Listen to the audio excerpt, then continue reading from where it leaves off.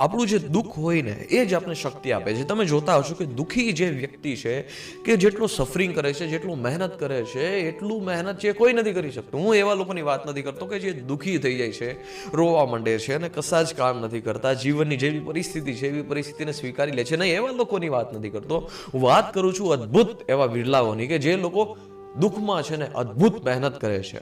ક્યારેક વિચાર્યું છે કે આ બધા જ લોકોને તાકાત એટલી ક્યાંથી મળે છે? તાકાત ત્યાંથી મળે છે કે દુઃખ છે ને એ જ તમારા જીવનમાં શ્રેષ્ઠતમ પરિસ્થિતિ લઈ આવવા માટે છે. એ તમને મજબૂર કરી દેશે. તમે દિવસ અને રાત મહેનત કર્યા જશો, મહેનત કર્યા જશો, મહેનત કર્યા જશો, પરંતુ તમારે એ વાતનું ધ્યાન રાખવું જોશે કે દુઃખ છે ને તમારા જીવન ઉપર હાવી થઈ જાય એ પહેલા આ દુઃખ છે ને એ તમારી શક્તિ કેવી રીતે બની શકે? પ્રશ્ન કરો પોતાની જાતને કે તમારું જે દુઃખ છે ને એ તમારી શક્તિ કેવી રીતે બની શકે, અને આ દુઃખ છે એને બદલવા માટે હું શું કરી શકું? Best point of